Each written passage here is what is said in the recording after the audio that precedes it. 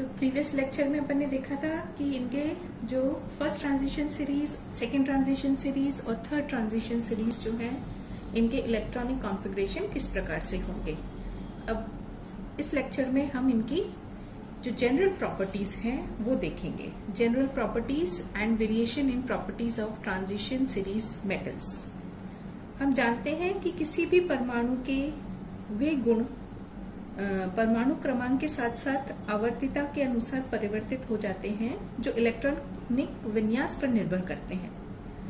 संक्रमण श्रेणी के तत्वों में परस्पर इतनी अधिक विविधता नहीं पाई जाती है। इसको अपन कैसे समझा सकते हैं इस तर्क को, क्योंकि हम कह सकते हैं कि इनका जो आउटर मोस्ट ऑर्बिट है यानी जो एस कक्षक है उसमें इलेक्ट्रॉन्स की जो संख्या है उसमें कोई परिवर्तन नहीं होता है। सिर्फ इलेक्ट्रॉन्स जो है वो किस में भरे जा रहे हैं, वो जो पेनल्टीमेट शेल है यानी आउटर मोस्ट ऑर्बिट ना होके उसके जो अंदर वाला कक्ष है जिसको अपन पेनल्टीमेट शेल या उपांत्य कक्ष कहते हैं, यानी n-1d कक्षकों में इलेक्ट्रॉन्स जो है वो भरे जा रहे हैं, प्रवेश करते हैं और इस कारण कुछ परिवर्तन तो होता है लेकिन बहुत अधिक परिवर्तन नहीं दिखाते। इनकी जो प्रॉपर्टीज है उनमें बहुत अधिक परिवर्तन नहीं पाया जाता है। तो फर्स्ट प्रॉपर्टी जो अपन इनकी पढ़ेंगे वो है इनकी एटॉमिक रेडियस। कैसे डिफाइन कर सकते हैं अपन एटॉमिक रेडियस क्या होता है? किसी परमाणु के ब्रह्मतम इलेक्ट्रॉन एवं नाभिक के मध्य की जो दूरी है वो उसकी परमाणुीय त्रिज्या या एटॉमिक रेडियस कहलाती है। ये जो एटॉमिक रेडियस होता है, यदि अपन जनरल ट्रेंड देखें तो पीरियोडिक टेबल में क्या होगा, जब भी अपन पीरियड में लेफ्ट टू राइट जाएंगे तो एटॉमिक रेडियस जो है वो कम होता जाता है और जब ग्रुप में ऊपर से नीचे की ओर अपन जाते हैं तो एटॉमिक रेडियस जो है वो बढ़ता जाता है। क्यों बढ़ता जाता है? क्योंकि जब अपन ऊपर से नीचे जाते हैं तो क्या होता है, एक एक करके जो प्रिंसिपल क्वांटम नंबर है वो इंक्रीज होता है, यानी ऑर्बिटल का आकार बढ़ता जाता है और इस वजह से एटॉमिक रेडियस जो है वो भी बढ़ता जाएगा। लेकिन जब अपन किसी भी पीरियड में लेफ्ट टू राइट जाएंगे तो प्रिंसिपल क्वांटम नंबर तो वही रहता है, सिर्फ एक एक करके इलेक्ट्रॉन्स जो है वो इंक्रीज होते जाते हैं और इस वजह से एटॉमिक रेडियस जो है वो धीरे धीरे करके डिक्रीज होने लगता है। ये जो एटॉमिक रेडियस है ये दो कारकों पर निर्भर करता है। पहला कारक है attraction between nucleus and outer electrons, यानी नाभिक और जो आउटर मोस्ट ऑर्बिट है यानी जिसे अपन वैलेंस शेल कहते हैं, इसमें जो इलेक्ट्रॉन है और नाभिक इनके बीच में जो अट्रैक्शन हो रहा है उसकी वजह से तो क्या होगा, ऑपोजिट है। अट्रैक्शन होने की वजह से इलेक्ट्रॉन का आकार कम होगा, क्योंकि यदि अपन एक ही आवर्त में देखें, एक ही पीरियड में देखें, जैसे फर्स्ट ट्रांजिशन या सेकेंड ट्रांजिशन सीरीज कोई भी एग्जाम्पल ले लें तो प्रिंसिपल क्वांटम नंबर तो वही रहता है, सिर्फ क्या हो रहा है, एक एक करके इलेक्ट्रॉन्स की संख्या जो है वो बढ़ती जाती है। जैसे जैसे इलेक्ट्रॉन की संख्या बढ़ती है नाभिकीय आवेश भी बढ़ता है और इस वजह से इलेक्ट्रॉन और नाभिक के बीच में आकर्षण होता है और आकार में कमी हो जाती है लेफ्ट टू राइट जाने पर। दूसरा फैक्टर जो है जिस पर एटॉमिक रेडियस निर्भर करता है वो कहलाता है परिरक्षण प्रभाव या शील्डिंग इफेक्ट। शील्डिंग इफेक्ट अपन कैसे डिफाइन कर सकते हैं? ये जो आप डायग्राम देख रहे हैं इसमें मैंने जो बनाया है, सबसे अंदर नाभिक है, उसके बाहर में सबसे आउटर मोस्ट ऑर्बिट जो है वो तो उसको अपन लिख सकते हैं ns ऑर्बिट, यानी जो s कक्षक है वो है, उसके अंदर वाला जो कक्षक है वो है n-1d ऑर्बिटल,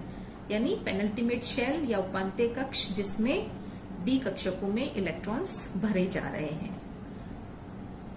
इलेक्ट्रॉन, अब नाभिक, दो फैक्टर मैं आपको बता रही हूँ। एक तो जब इलेक्ट्रॉन एक एक करके इलेक्ट्रॉन की संख्या बढ़ती है, नाभिकीय आवेश बढ़ता है, तो नाभिक और इलेक्ट्रॉन के बीच में अट्रैक्शन हो रहा है। इस अट्रैक्शन की वजह से आकार में कमी हो रही है, साइज जो है एटॉमिक रेडियस जो है वो डिक्रीज हो रहा है।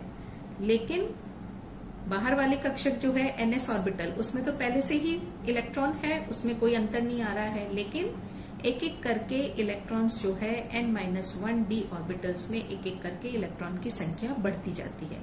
इस वजह से क्या होता है, ये वाले इलेक्ट्रॉन और जो ns कक्षक में जो इलेक्ट्रॉन्स हैं इन दोनों के बीच में प्रतिकर्षण होने लगता है, रिपल्शन होने लगता है, इस प्रतिकर्षण को अपन क्या कहते हैं, शील्डिंग इफेक्ट। और इस शील्डिंग इफेक्ट की वजह से क्या होगा, ये एक दूसरे को रिपेल करेंगे और आकार में थोड़ी सी वृद्धि होगी।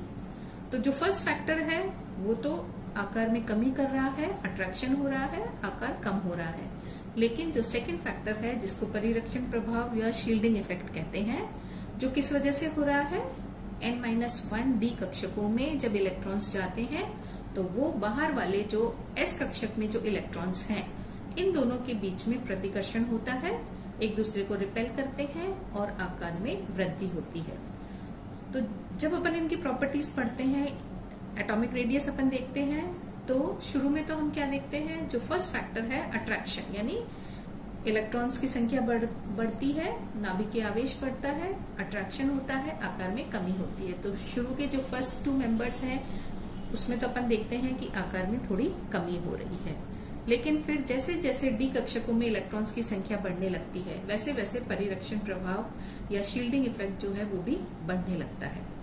और इस वजह से जो बीच के जो तत्व हैं, बीच के जो एलिमेंट्स हैं, उनमें क्या होगा, ये दोनों फैक्टर्स एक दूसरे को बैलेंस कर देंगे।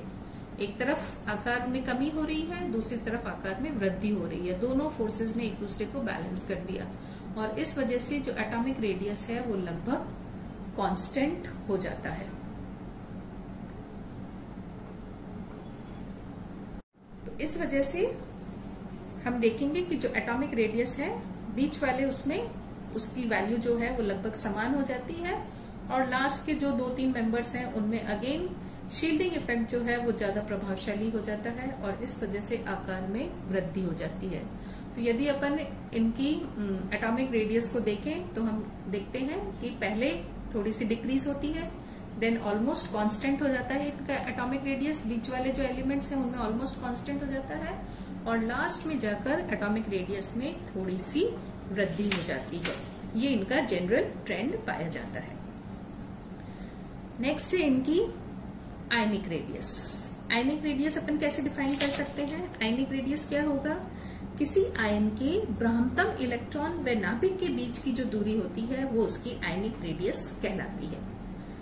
आयन कैसे बनता है, कोई धात्विक परमाणु एक या एक से अधिक इलेक्ट्रॉन को जब त्यागता है तो वो क्या बनाता है, घनायन या कैटायन जो अपन कहते हैं वो बनता है। यानी ये सारे मेटल्स हैं तो ये क्या कर सकते हैं, इलेक्ट्रॉन त्याग सकते हैं।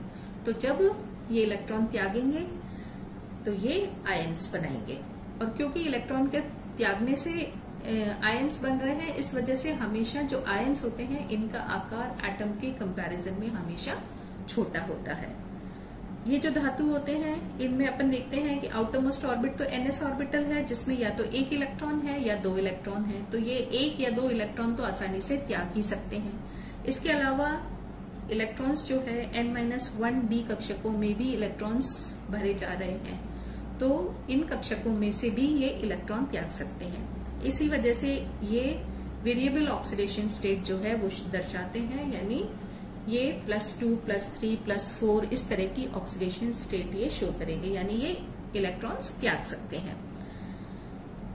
तो यदि अपन इनकी +2 ऑक्सीडेशन स्टेट में जब ये 2 इलेक्ट्रॉन त्याग दें, द्विघनावेशित आयनों की यदि अपन इनका रेडियस कंपेयर करें तो हम क्या पाते हैं कि इनका रेडियस जो है कंटिन्यूअसली डिक्रीज होता जाता है।